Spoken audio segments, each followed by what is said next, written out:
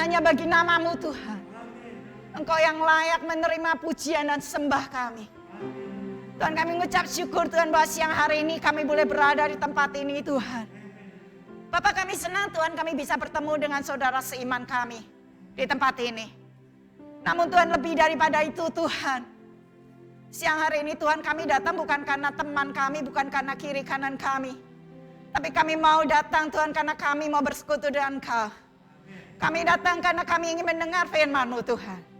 Karena itu Tuhan, berbicaralah kepada setiap daripada kami Tuhan. Menurut level kami masing-masing. Urapi siap daripada kami Tuhan. Hati kami lemah lembut Tuhan. Hati kami siap Tuhan untuk mendengar firman-Mu.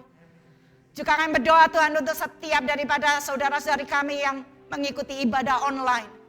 Tuhan, kami nyatakan bahwa kami enggak hanya melihat ibadah. Kami tidak hanya sekedar melihat ibadah online. Tapi Tuhan yang ada di rumah mereka masing-masing. Tuhan, kami beribadah kepada Engkau.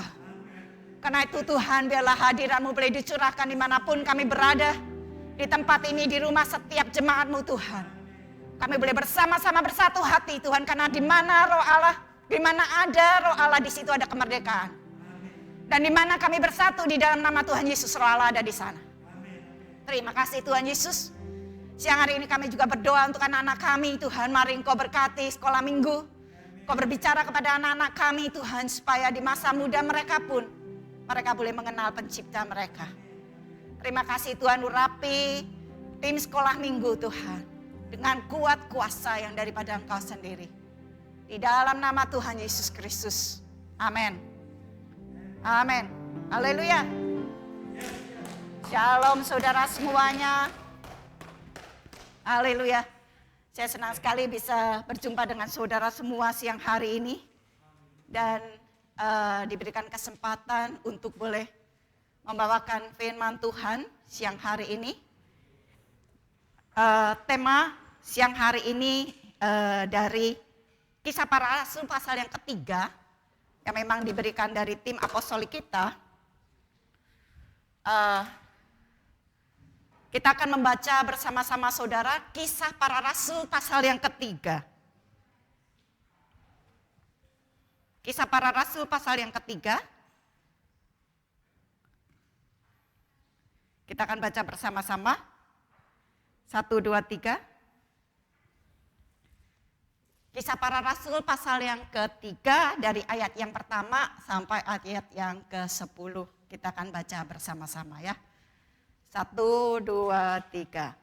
Pada suatu hari menjelang waktu sembahyang, yaitu pukul 3 petang, naiklah Petrus dan Yohanes ke bait Allah.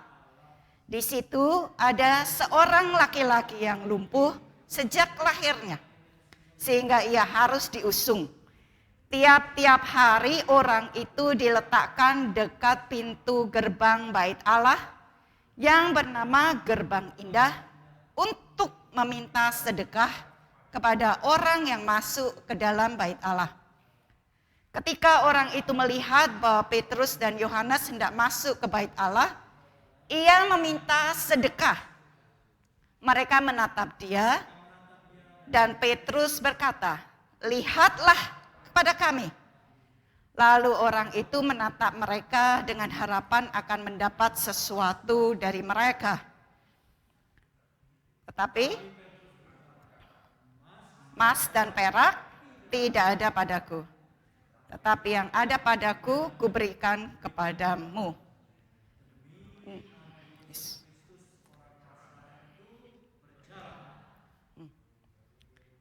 Lalu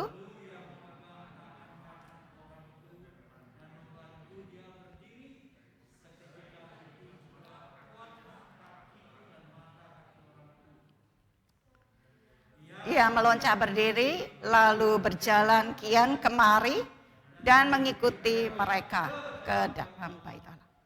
Berjalan dan melompat-lompat serta memuji Allah.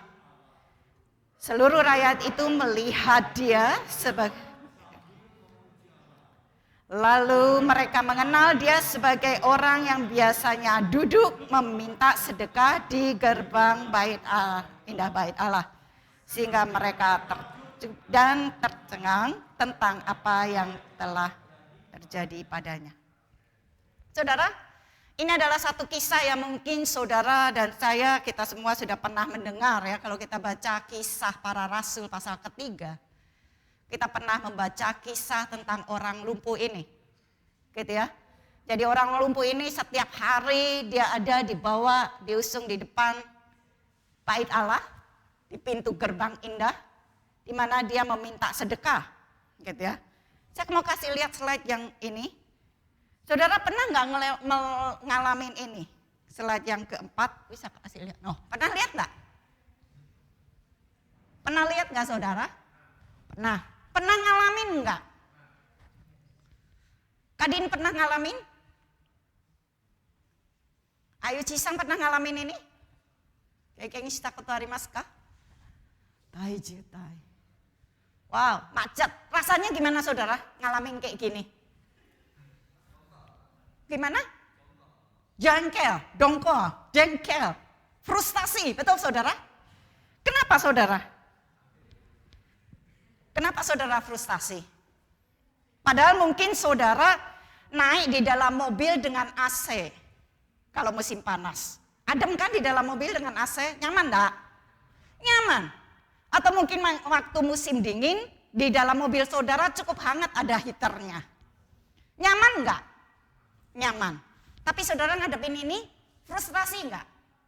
Frustrasi. Nah saudara, saya ingin saudara bayangkan ya. Bedanya kalau saudara ada di rumah, mungkin dengan ruangan ber-AC atau ruangan dengan heater, nonton drama Korea, drakor. Yang suka drakor angkat tangan. Nonton drakor berseri-seri, enggak kemana-mana, duduk doang. Frustasi enggak? Enggak. Kadang-kadang lupa waktu ya. 1 jam, 2 jam, 3 jam lewat. Saudara enggak frustasi. 3 jam duduk doang kan? Sambil ngemil-ngemil gitu. Di mobil bisa enggak saudara duduk ngemil-ngemil? Bisa, bisa. Tapi kenapa di dalam mobil saudara frustasi dengan keadaan ini? Sedang di dalam rumah saudara, saudara nggak frustasi, apalagi sekarang di mobil juga sudah ada TV kan? Anda bisa ngeliat TV juga kan? Tapi saudara tetap frustasi, kenapa?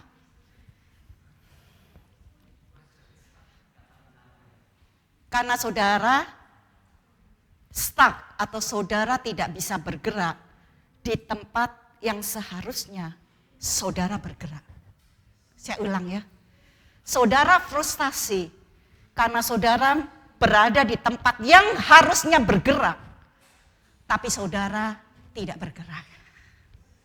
Saudara frustasi, sama halnya saudara bagi yang naik kereta, ya. Terus saudara udah buru-buru nih waktunya, naik eskalatornya semua pada berhenti gini, nggak ada yang jalan. Saudara mau kejar kereta, udah tahu keretanya mau telat, gitu saudara rasanya frustasi. Karena harusnya bergerak, saudara tidak bergerak.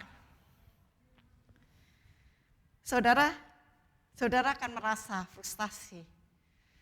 Ketika saudara harus bergerak, saudara enggak bergerak.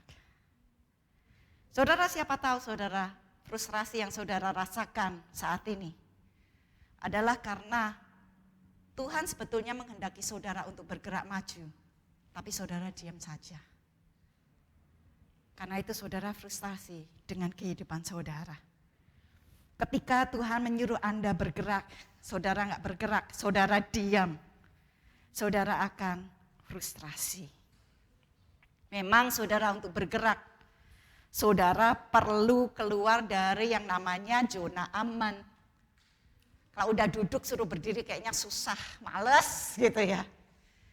Tapi untuk maju, saudara harus keluar dari zona nyaman. Amin saudara.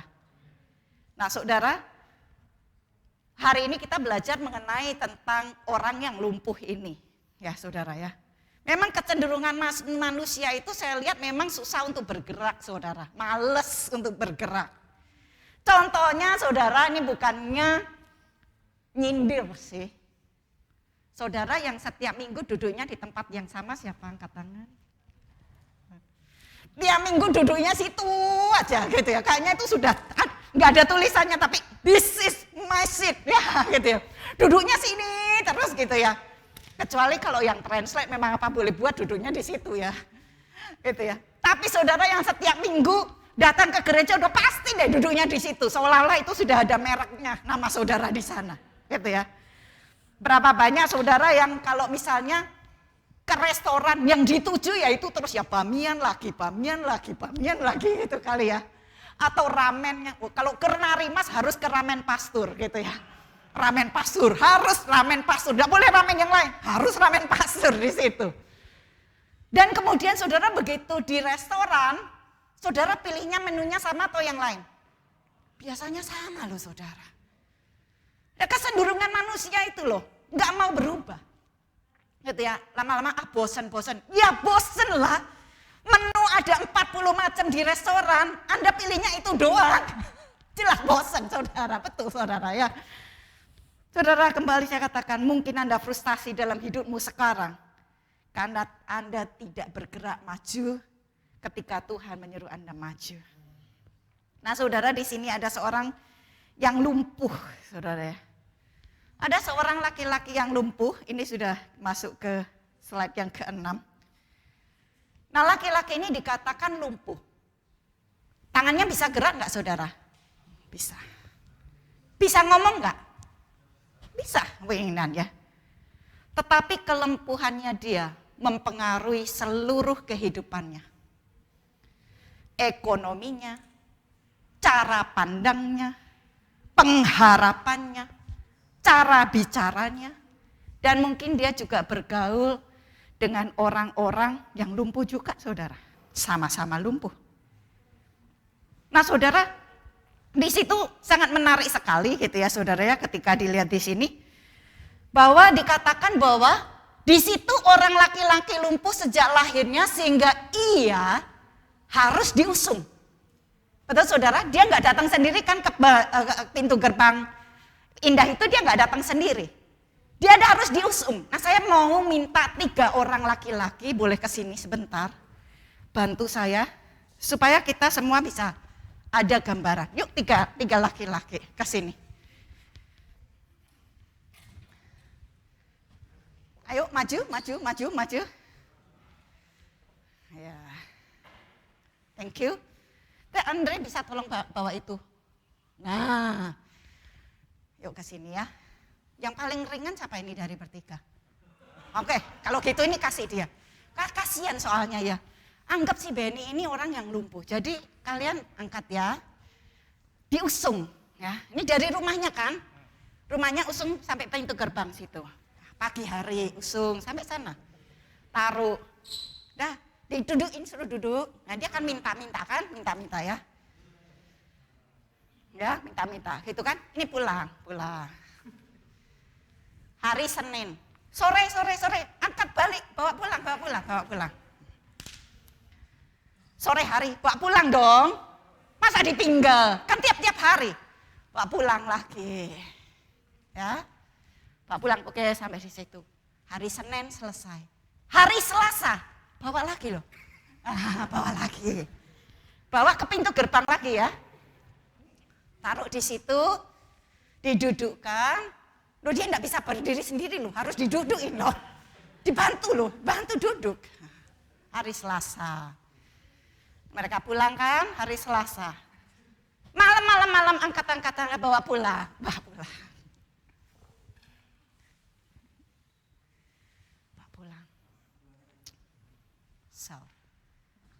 Bawa pulang. Hari Selasa lewat, hari Rabu. Bawa lagi ya hari Rabu. Loh tiap hari loh. Tiap hari kan masih bawa pulang pergi ya saudara ya. Bawa pulang. Nah dia orang lumpuh ini mulai minta-minta kan. Minta-minta. Rasanya gimana? Sebentar, ini berdua. Rasanya gimana?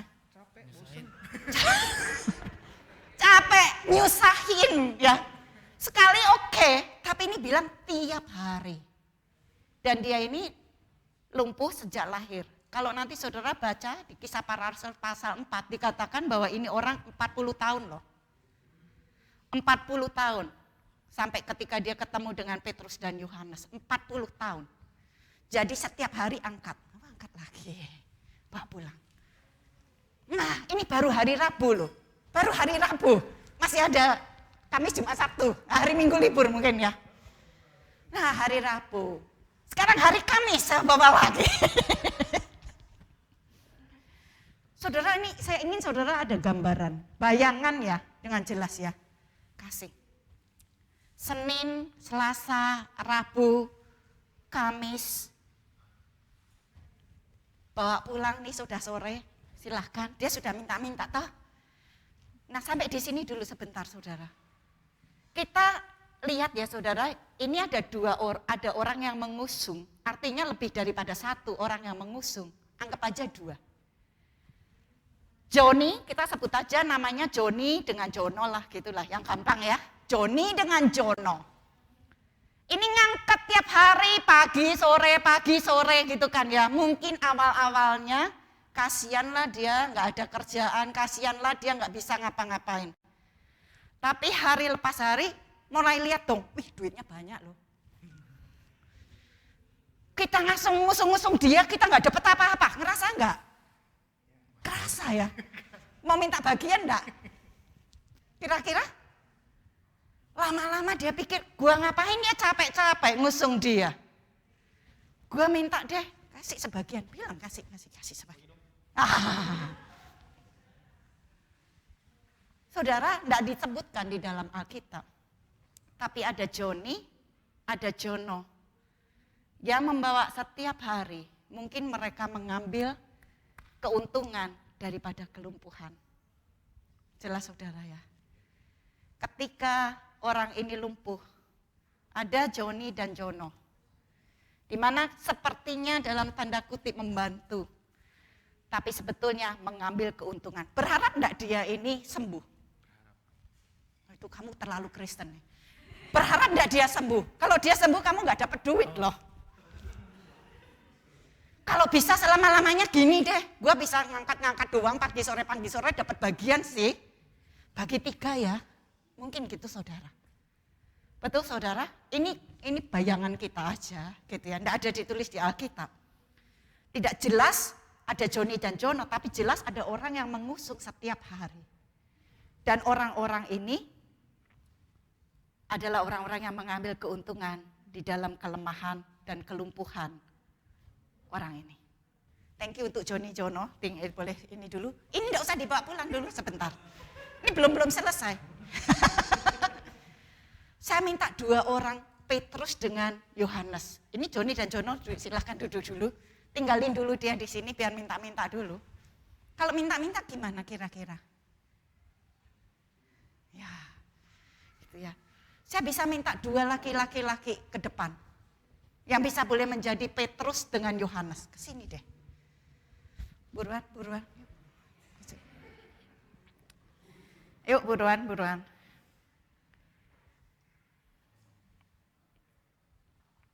Nah saudara.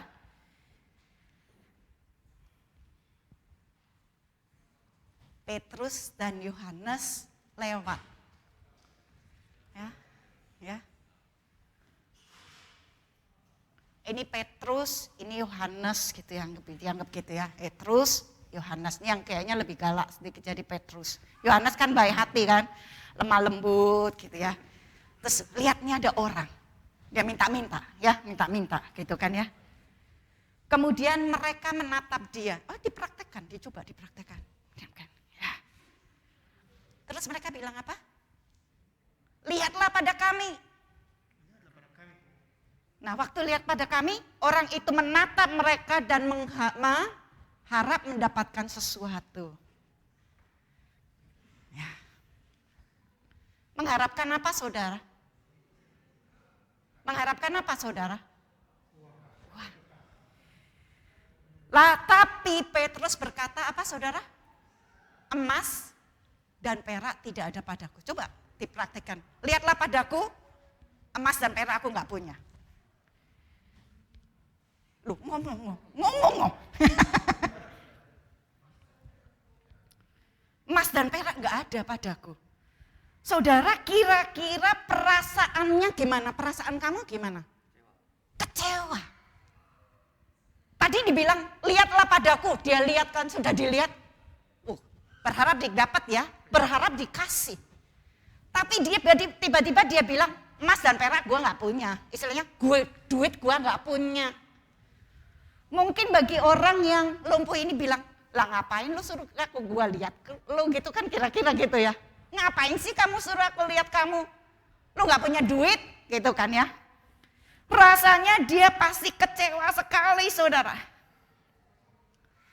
Nah saudara, orang ini yang menarik sekali ya. Bahwa orang ini berharap mendapatkan sesuatu berupa materi daripada Petrus dengan Yohanes. 40 tahun saudara. 40 tahun dia ini lumpuh. 40 tahun mungkin waktu dia masih kecil. Dia mungkin pikir ya, aduh enaknya kalau aku bisa lari-lari, aku bisa main-main dengan temanku. Mungkin dia pikir gitu ya, kenapa kakiku gak bisa jalan? Kalau aku bisa jalan, aku bisa main bola. Aku bisa bermain sama temanku. Mungkin dia berdoa, tetapi dia tetap aja lumpuh. Akhirnya dia sudah pasrah, ya sudah 40 tahun gini aja, jadi pengemis aja. Saudara familiar gak sih sama kehidupan kita saudara? Kadang-kadang kalau kita berdoa, kemudian doa kita lama kayaknya gak dijawab. Kita akhirnya give up. Kita kemudian downgrade pengharapan kita, impian kita turunkan sederajat dengan kenyataan kita. Ya udahlah gue gini-gini aja. Berapa banyak mengalami hal yang sama saudara. Saudara, orang ini sangat kecewa. Ya saudara ya. Tetapi kekecewaan itu rupanya Tuhan pakai menjadi turning point. Permulaan dari satu great miracle yang luar biasa. Tuhan kadang-kadang saudara mengandaskan, aduh ini bahasa Indonesia susah. Tuhan kadang-kadang menghancurkan impian kecil saudara agar dia bisa memberikan sesuatu yang besar kepada saudara. Orang ini mengharapkan uang. Dia merasa cukup dengan uang. Tetapi pengharapannya tiba-tiba sirna. Gue gak punya duit. Karena Tuhan mau melakukan sesuatu yang lebih besar. Sekedar daripada uang. Saudara, kalau saudara punya impian yang sepertinya kandas di tengah jalan. Ketika saudara sudah merasa kayaknya kok kecewa. Doaku sepertinya gak dijawab. Kayaknya kok begini-begini. Saudara, ketika saudara pada dasar yang putus asa yang paling dalam. Jangan putus asa. Siapa tahu itu adalah awal daripada mujizat saudara. Amin saudara. Amin. Haleluya. Haleluya. Saudara, silakan Petrus dan Yohanes pergi dulu sebentar. Ya, kamu tetap di sini dulu sebentar. Belum diangkat pulang ya. Sebentar. Saudara, pernah dengar ceritanya mengenai Jack Ma? Kasihan ya kamu ya. Udah boleh pulang dulu. Boleh pulang dulu, kasihan. Thank you. Tepuk tangan dulu dong untuk teman-teman kita. Saudara ada gambaran ya, saudara ngerti ya. Kalau ada virtual lebih kelihatan dengan jelas ya gambaran. Jadi saya ingin saudara waktu baca Alkitab itu ada gambaran sehingga lebih ngerti. Saudara pernah dengar ceritanya Jack Ma? Orang pendiri Alibaba. Dia mengatakan bahwa waktu dia masih muda, dia sudah daftar 31 perusahaan, semuanya nolak dia. Bahkan terakhir dia itu daftar di Kentucky Fried Chicken saudara. Saking gak ada kerjaan, dia daftar di Kentucky Fried Chicken. Waktu itu yang kerja katanya ada 24 orang yang mendaftar. 23 orang itu diterima kecuali dia. 24 yang daftar, 23 diterima, satunya nggak diterima, yaitu dia. Kekecewaan yang luar biasa, kenapa Kentucky aja nggak mau terima gue? Tapi saudara tahu apa yang terjadi sekarang? Alibaba adalah billionaire. Seandainya dia waktu itu diterima di Kentucky, dia sampai sekarang masih kerja di Kentucky kali saudara. Saya masih ingat cerita mami saya, saudara. Mami saya dulu pernah datang ke sini, sudah almarhum. Beliau cerita, dulu aku nggak ngerti. Dia lagu yang paling dia suka adalah dulu tak ku mengerti Tuhan, gitu ya. Pertolongan Tuhan aku nggak ngerti, itu ada lagunya. Jadi waktu dia masih muda, waktu habis menikah dengan anaknya begitu banyak, nggak punya duit. Mami saya itu kerja dengan membuat permen jahe, ya. Dari beli gula 1 kilo, kemudian bikin permen jahe dijual ke pasar. Uang dari jualan pasar itu dia belikan beras yang berikutnya 1,5 kilo, 1,5 kilo. Tambah terus ya. Kemudian dia minta kakaknya untuk membantu, jadi karena dia semakin banyak, dia akhirnya dia yang membuat, dia minta kakaknya yang memasarkan ke pasar. Jadi setiap hari kakaknya mami ini bawa ke pasar permen jahe itu dijual. Itu terus ya, jadi kerjasama. Satu hari setelah dia membuat permen jahe ini banyak, kakaknya nggak datang. Wah, dia kan bingung, mami saya bingung, ini gimana mau dia pakai ini produksi yang sudah begini banyak, kok tidak dibawa ke pasar, kakaknya nggak datang. Waktu ditanya saudara, kakaknya bilang apa? Kamu bikinnya lama, jadi aku sudah bikin sendiri. Orang-orang pasar taunya kakaknya mami kan? Jadi mami saya bikin gak bisa dipasarkan. Karena kakaknya akhirnya bikin sendiri dan masarin sendiri. Waktu itu mami saya udah hatinya hancur sekali, dia nangis. Dia bilang ke orang tuanya, dia kecewa. Orang tuanya cuma bilang apa? Ya, apa boleh buat, itu kan kakakmu sendiri, sudahlah.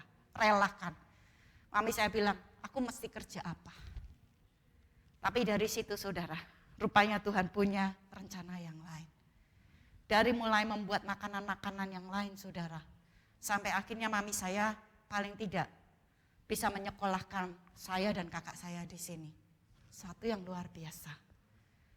Kakak mami saya sampai meninggalnya, jualannya adalah permen jahe only.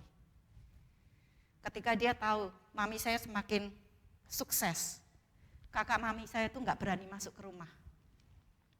Setiap kali tunggu itu kalau ke rumah cuma di depan rumah, karena apa? Malu. Tapi dari sisi mami saya, ketika semuanya sudah lewat, mami bilang, aku baru mengerti Tuhan, rencanamu. Saudara, mungkin Tuhan saat ini mau saudara membuang impian-impian kecil saudara. Karena Tuhan mau memberikan yang besar buat saudara. Jangan downgrade your dreams into reality. Jangan turunkan derajat atau standar impian saudara pada kenyataan. Aku sudah bisanya begini, aku cuman bisanya gini, ya gini aja. Tuhan mau saudara lebih daripada menerima uang sehari-hari. Amin saudara. Amin. Nah, di sini saudara, Petrus dengan Yohanes nggak berhenti di situ aja saudara, saya bersyukur. Dia bilang, emas dan perak aku nggak punya, tapi apa yang kupunyai, aku berikan kepadamu. Demi nama Yesus orang Nazaret itu berjalanlah. Saudara, dia bilang, perak emas gua nggak punya, tapi satu yang gua punya yaitu nama Yesus.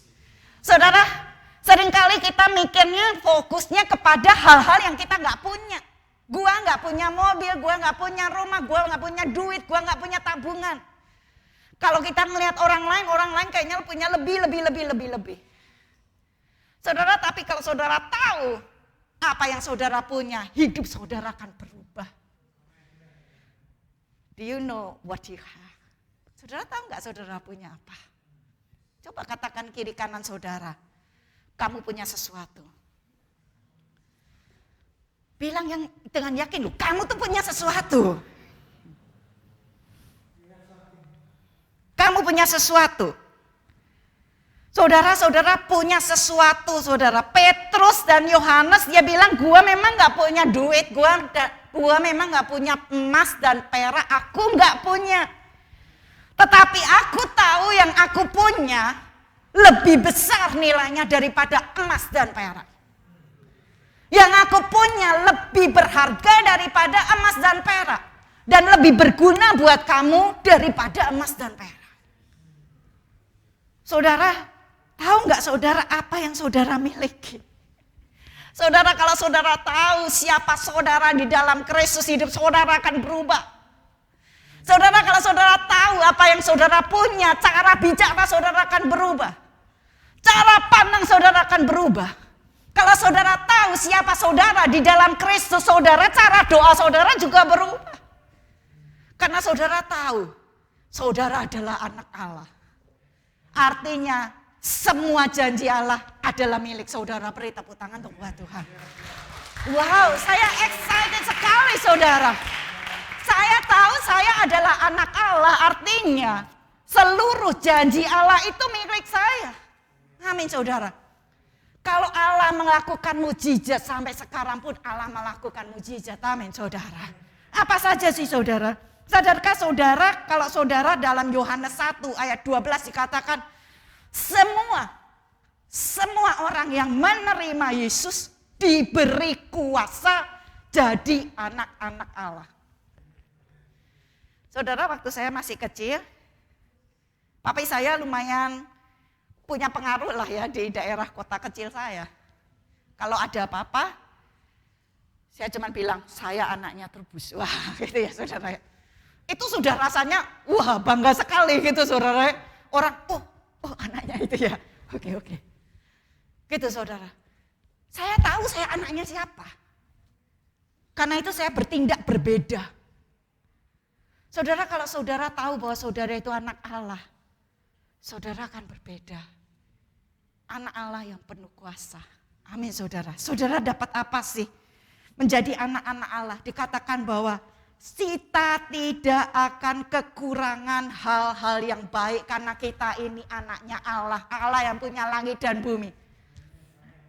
2 Korintus 9 ayat 8. Saudara catat nanti saudara baca di rumah. 2 Korintus 9 ayat 8. Bahwa Allah menyediakan segala sesuatu yang baik. Tadi kita menyanyikan lagu apa yang gak pernah kita pikirkan, gak pernah kita bayangkan. Tuhan sediakan buat kita. Apa itu bukan sesuatu yang luar biasa saudara? Lukas pasal 10 ayat 19 dikatakan engkau diberikan kuasa. Bukan sekedar yang baik-baik aja, tapi juga kita diberikan kuasa untuk menginjak kalajengkir, ular, tedung, untuk mengusir setan. Jadi saudara, kalau saudara tahu saudara anak Allah, dan saudara tahu bahwa saudara itu punya kuasa sebagai anak Allah, saudara enggak perlu takut sama setan loh. Jangan lagi bilang, pastor ada setan di rumah saya, tolong dong pastor datang, tengking-tengking. Lah saudara ngapain? Mau ditengking sama setan? Saudara bisa tengking tuh setan untuk keluar. Amin saudara. Karena saudara tahu, saudara punya kuasa. Bahkan dikatakan di sini, dan orang percaya akan menumpangkan tangan atas orang sakit dan orang itu akan sembuh. Berapa banyak saudara percaya? Atau saudara cuma percaya itu hanya pastor aja? Saudara dan saya punya kuasa. Saudara dan saya diberikan kuasa. Saudara, saya pengen kita baca deh.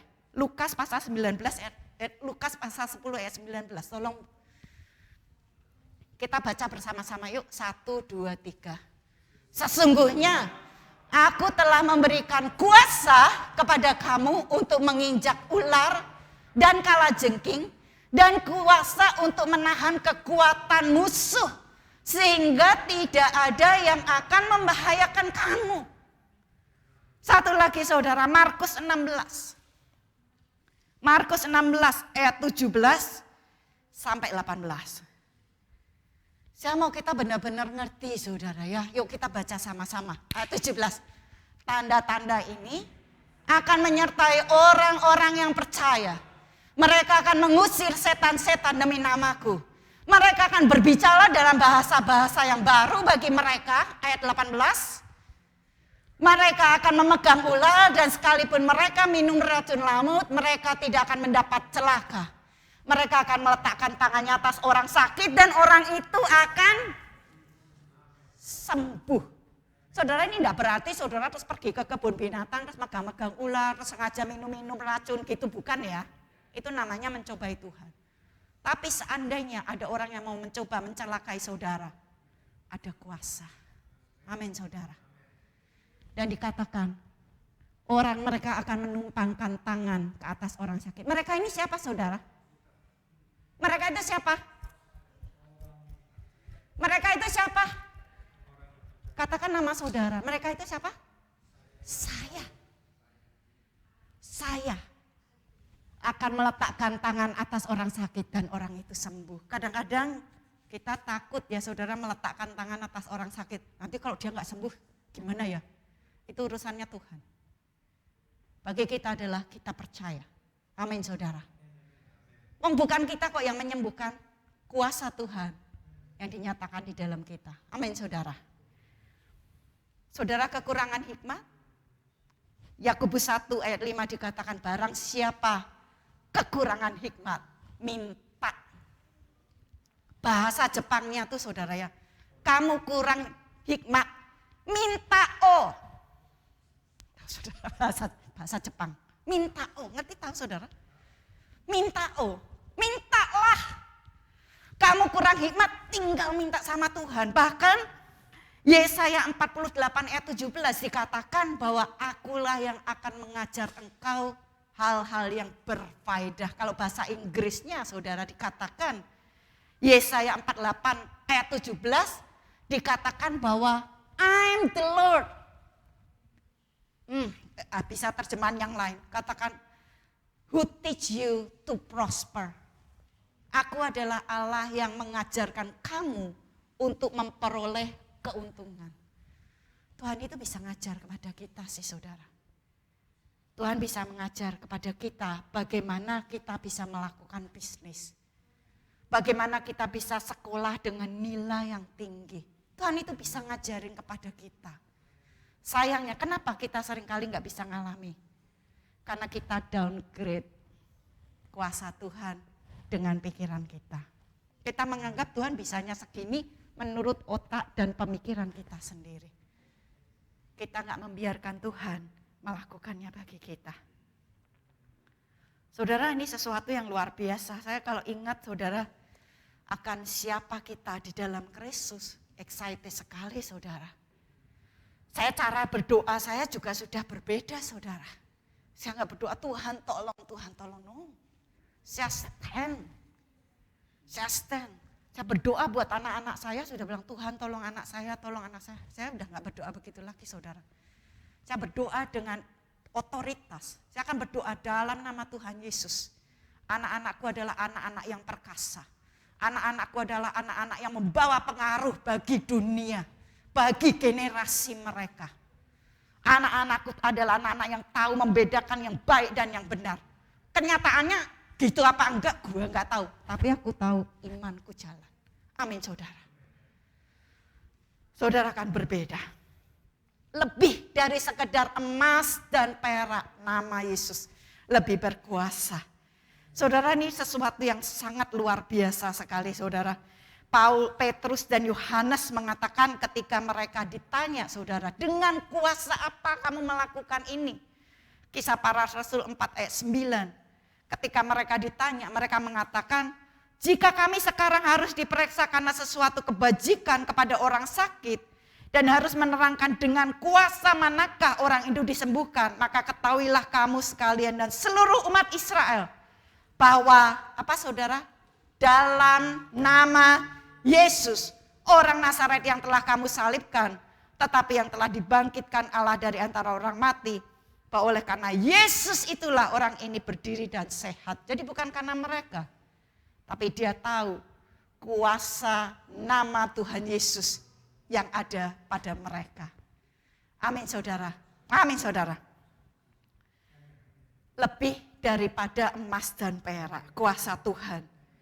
1 Korintus 2 ayat 9 tadi kita sudah nyanyikan bersama-sama.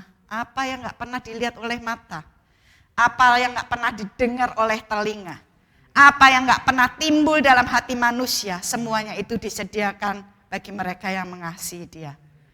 Efesus 1 ayat 3 sampai 8, ayat 15 sampai 23. Saudara, saya mau emphasize satu ayat ini aja, saudara, ayat 18 dan 19 dikatakan, betapa kayanya kemuliaan bagian yang ditentukan bagi orang-orang kudus, dan betapa hebat kuasanya bagi kita yang percaya sesuai dengan kekuatan kuasanya.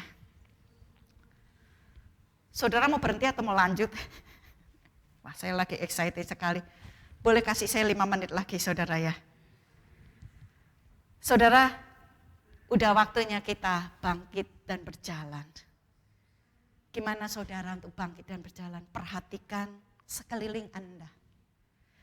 Kepada siapa saudara bergaul? Saudara banyak bergaul dengan Joni dan Jono? Atau saudara bergaul dengan Petrus dan Yohanes?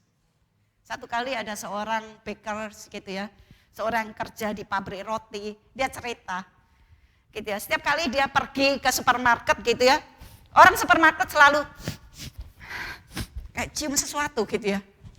Kok baunya enak gitu, bau roti gitu ya, cium-cium. Sampai akhirnya dia ngerti, dia kalau udah orang dah cari bau roti gitu kan, dia bilang, oh itu aku itu bau dari aku. Karena aku kerja di pabrik roti, jadi baunya roti nempel di badanku. Saudara, di mana environment saudara, itulah bau saudara. Ngerti saudara? Orang yang kerja di ikan biasanya badannya bau ikan. Saudara, lingkungan saudara berada, itu yang akan menciptakan bau daripada saudara. Atau wangi daripada saudara. Kalau saudara banyak berkumpul dengan orang yang sering gosip, demikianlah saudara jadinya. Saudara bergaul dengan orang yang cinta Tuhan, saudara akan membawa bau-bau yang harum akan Tuhan. Pada siapa saudara sering bergaul? Saudara, dikatakan di pasal Kisah Para Rasul 4 ayat 3, ketika sidang itu melihat keberanian Petrus dan Yohanes, dan yang mengetahui bahwa orang keduanya adalah orang biasa yang tidak terpelajar. Heranlah mereka, dan mereka mengenal keduanya sebagai pengikut Kristus. Di dalam bahasa Inggrisnya ini sangat jelas sekali dikatakan, they also recognize them as men who had been with Jesus. Orang yang bersama-sama dengan Yesus. Kisah Para Rasul 4 ayat 13.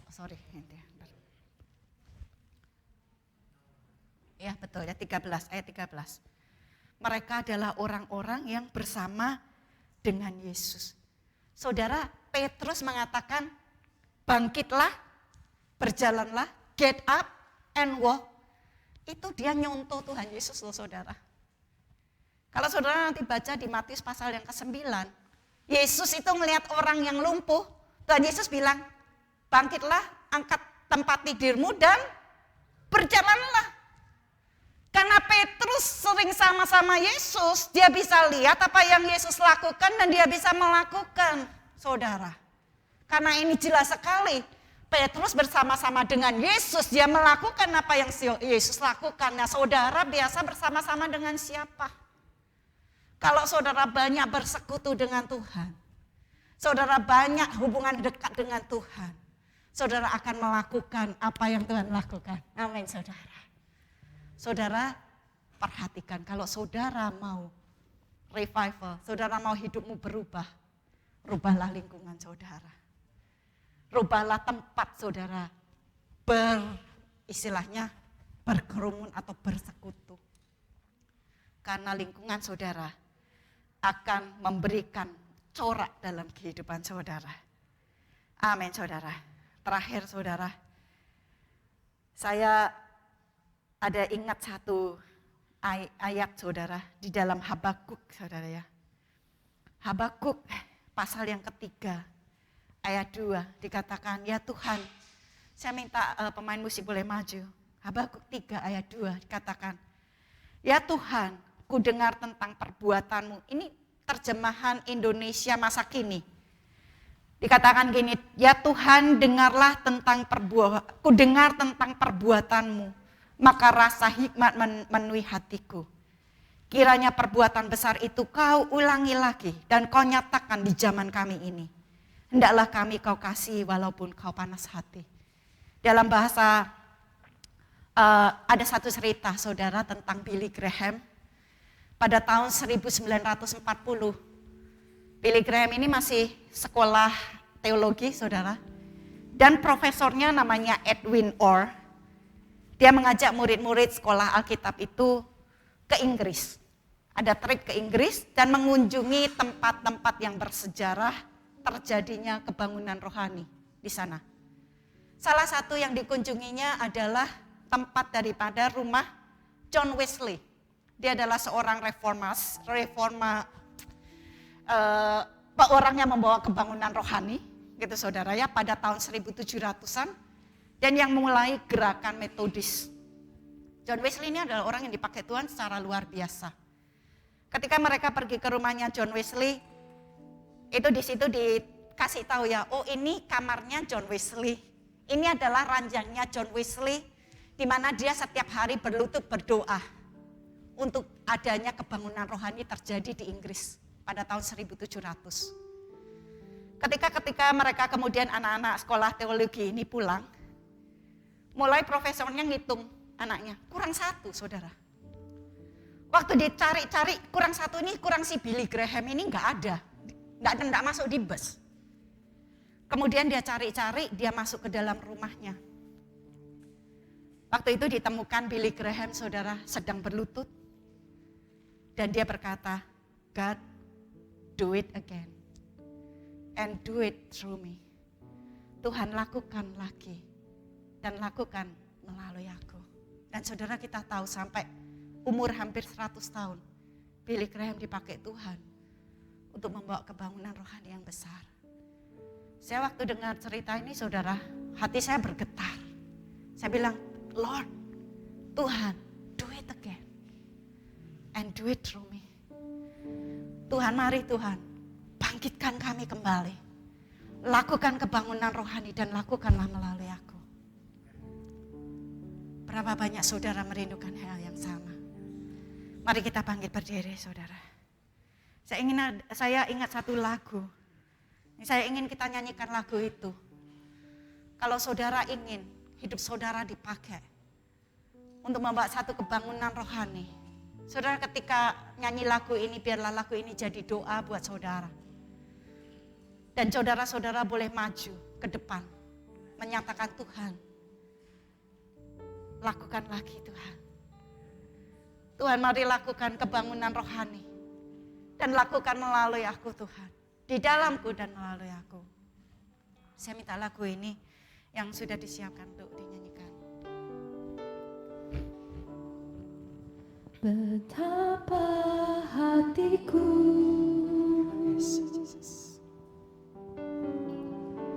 berterima kasih Yesus. Kau mengasihiku,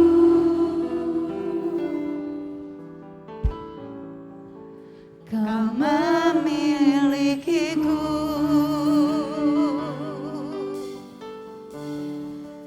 hanya ini Tuhan persembahanku, segenap hidupku, jiwa dan ragaku, sebab tak ku miliki harta kekayaan yang cukup berarti untuk ku persembahkan.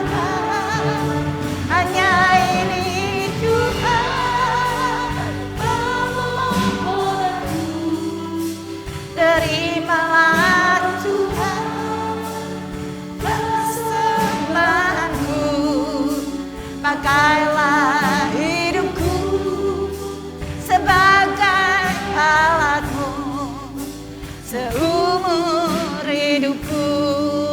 lagi nyanyikan sebagai doa saudara.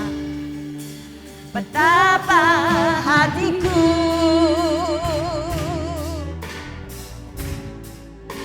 berterima kasih Yesus.